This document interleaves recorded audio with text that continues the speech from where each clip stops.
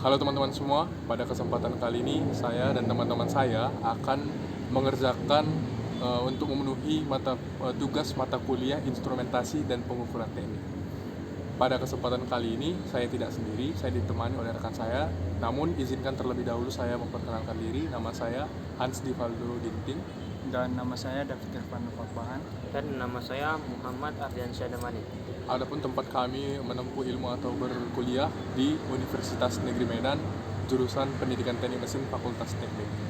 Pada kesempatan kali ini, kami akan menjelaskan bagaimana cara menggunakan alat ukur yaitu vernier caliper atau biasa yang dikenal dengan jangka sorong. Untuk itu, simak terus video berikut agar teman-teman dapat memahami apa itu vernier caliper, bagaimana cara menggunakannya, dan cara untuk merawatnya. Baiklah, pada kesempatan kali ini di sini saya akan menjelaskan tentang vernier caliper atau jangka sorong. Nah, kita sudah tidak asing lagi dengan jangka sorong dengan vernier caliper. Apa itu jangka sorong atau vernier caliper? Itu adalah alat ukur yang digunakan untuk mengukur panjang, diameter luar, dan diameter kedalaman. Nah, bukan cuma hanya itu, bisa juga mengukur kedalaman suatu lubang atau ruang tertentu.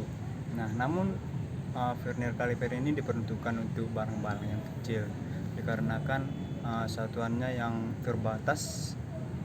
Nah, dan biasanya ini digunakan untuk barang yang tidak bisa digunakan, barang yang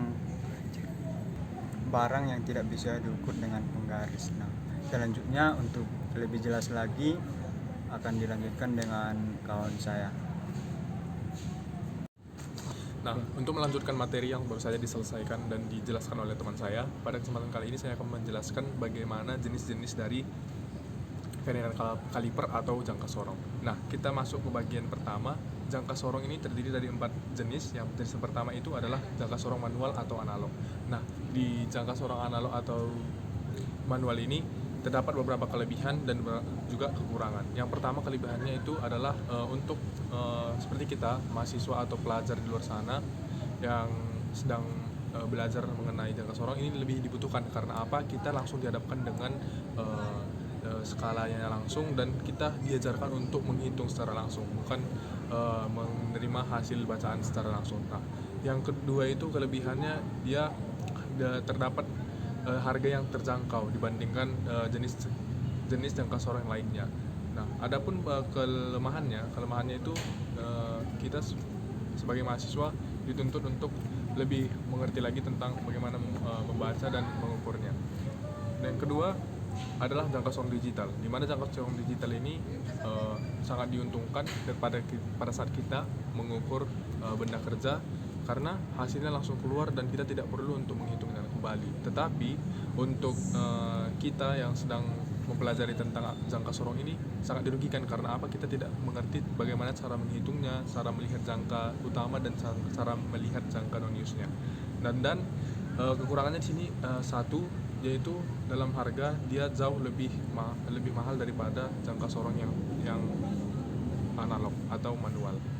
Untuk yang ketiga, ada jenis jangka sorong yaitu arloji atau jam. Nah, jangka sorong ini terkesan jadul atau terkesan ketinggalan karena masih memanfaatkan arloji atau jam, dan cara membacanya itu kita harus melihat jarum yang menempel pada stopper. Nah, sehingga sangat menyulitkan kita bagi pemula untuk mempelajari akan jenis jangka sorong tersebut. Yang keempat ada jangka sorong ketinggian, di mana jangka sorong ketinggian ini berfungsi sebagai mengukur ketinggian. Namun kita bisa ketahui bahwa jangka sorong sekarang bisa digunakan untuk mengukur ketinggian, kelebaran dalam, kemudian diameter luar dan dalam. Nah, selanjutnya materi yang akan disampaikan oleh teman saya. Oke, kesempatan kali ini saya akan membahas tentang bagian-bagian pada alat ukur jangka sorong.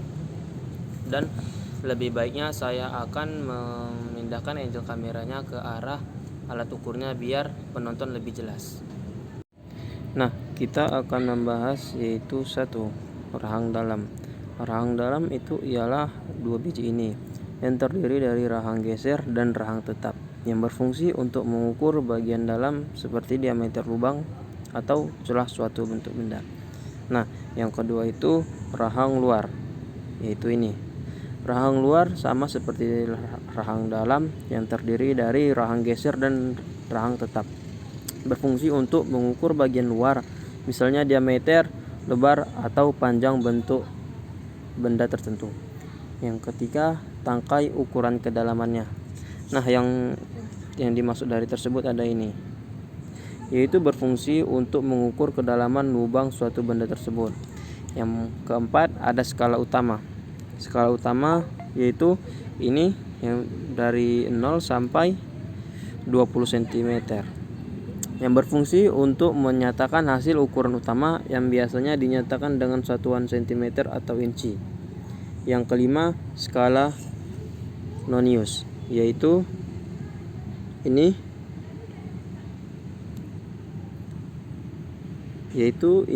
bagian ini pada jangka sorong berfungsi untuk menambahkan tingkat akurasi ekstra pada pengukuran yang biasanya dinyatakan dalam satuan inci atau milimeter. Nah, yang terakhir yaitu baut pengunci. Baut pengunci pada jangka sorong berfungsi untuk menahan agar rahang tetap pada tempatnya, sehingga objek benda yang sedang diukur bisa bertahan atau tidak terlepas, dan skalanya pun tidak bergeser saat sedang diukur. Nah, kita akan masuk contoh cara penggunaan alat ukur jangka sorong. Rahang luar yaitu ini dan ini berfungsi untuk mengukur diameter luar. Contohnya seperti ini, harus dipaskan ke tengah-tengah, yaitu berukuran 80 mm. Ini merupakan salah satu contoh dari fungsi rahang luar. Nah, kita akan mengasih tahu contoh untuk mengukur kedalaman. Ini untuk mengukur kedalaman suatu benda yang berfungsi yang digunakan tangkai ukuran kedalaman. Kita bisa melihat ukurannya melalui skala utama, yaitu 11,4.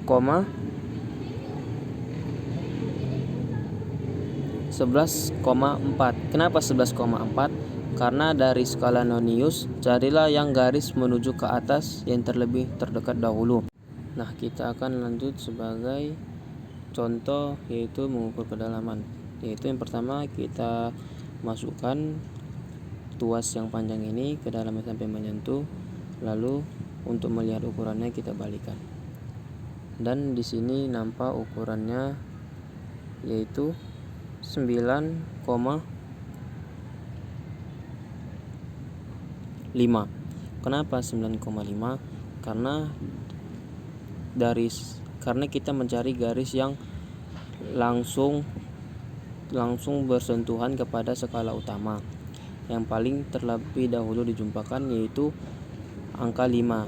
Jadi dijumlahkan 9 ditambah 0,5. Jadi sehingga 9,5. Oke teman-teman, pada kesempatan kali ini kita akan mengukur menggunakan rahang dalam ya teman-teman.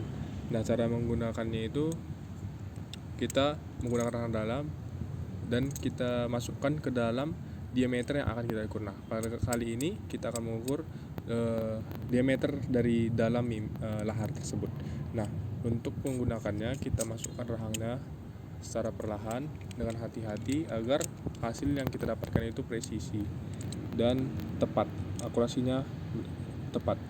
Oke, setelah kita rasa ketat dan tidak bergoyang lagi, kita kunci. Dengan tujuan apa? Seperti yang kita sudah bahas tadi, penguncian ini dilakukan agar hasilnya akurasi dari hasil pengukuran kita lebih tepat. Oke, setelah dikunci, maka kita lihat di sini. Nah, setelah kita melihat bahwa di belakang 0 skala Nonius itu 33, maka kita cari skala Noniusnya. Skala Nonius di sini bisa kita lihat bahwa di angka 3 itu sejajar dengan skala di atasnya atau skala utama. Jadi dapat disimpulkan 33 kemudian untuk mencari skala Noniusnya 0,05 dikali dengan 6. Kenapa 6? Karena dari sini ke 3 itu terdapat 6 garis. Jadi dikali 6 ada 30. Kemudian dapat kita baca hasil dari pengukuran rahang dalam menggunakan rahang dalam di bagian dalam lahar ini, yaitu 33,30. Baik, demikianlah video yang dapat kami sampaikan mengenai penggunaan vernier kaliper atau jangka sorong. Kami pamit undur diri. Saya David Irfan Pakpahan. Saya Hans Divaldo Ginting. Dan saya Muhammad Arjan Sedamanik. Nah, jikalau ada saran atau kritik boleh ditulis di kolom komentar. Terima kasih.